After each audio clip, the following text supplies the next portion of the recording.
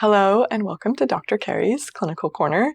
Today we're going to talk about painful bladder syndrome or pain with peeing.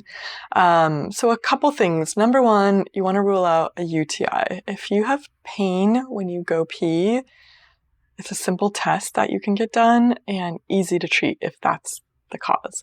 But a lot of my patients, they start out either that sort of sets them on this path or they think they have a UTI and they don't. And unfortunately, a lot of times doctors just give them antibiotics because they don't know what else to do with them. But if you test for a UTI and it's not a UTI, then maybe you should think about pelvic floor muscle tightness. That could be another cause. So when the pelvic floor muscles are tight, they kind of squeeze around the bladder and they make you feel like you need to go pee constantly or like you can't empty your bladder. And so it can mimic the symptoms of a UTI. So I tell people, if you think you have a UTI, get tested. And if it's not, if the test is negative, there's no bacteria, then maybe think about pelvic floor therapy. So it shouldn't hurt when you pee. We should just, ideally, the urine should just flow, and when it's done, that should be it. And you get up and go. But what I see in the clinic is people whose life is not functioning that way.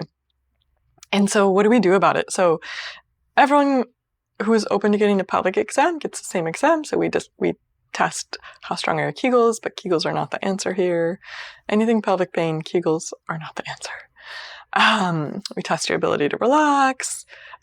We test if there's any tightness or tenderness.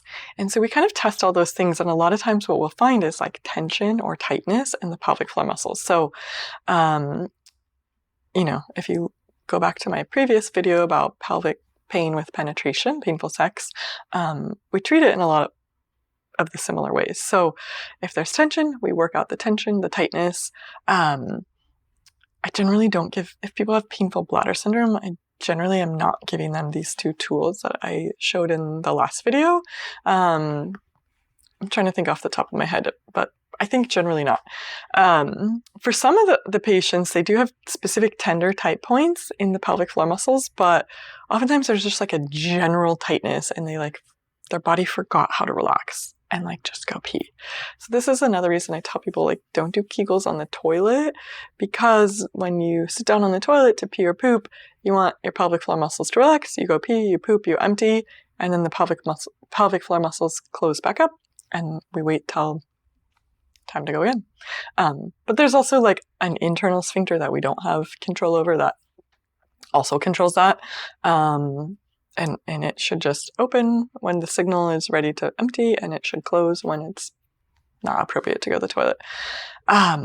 So painful bladder, also called interstitial cystitis. It's a very challenging phrase to say.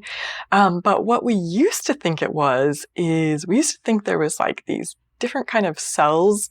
I don't want to call them histamine cells. I don't really know, but inflammatory cells that were different in the lining of the bladder. And so what they used to do for treatment is they would give you injections into the bladder. Some doctors still do this. I find in majority of my patients, it's not really helpful. And sometimes it causes more pain. For a few people, this is the treatment. So I'm not saying never. If they've tried pelvic floor therapy, they've tried this, they've tried that, right? Sometimes these bladder installations are the right thing. And so basically they're injecting medicine, I think steroids and some other things right into the bladder. So sometimes that's the answer, but it sounds pretty painful, right? If your bladder already bothers you. So that wouldn't be my first choice, but that's my personal opinion. But yeah, in pelvic floor therapy, we work on how to relax the muscles, how to tighten them when we need to, how to relax them when we need to, and we work on any tension in the pelvic floor muscles and in the surrounding muscles.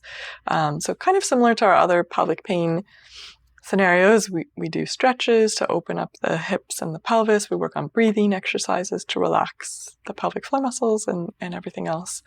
I would say painful bladder syndrome is probably a little bit multidisciplinary.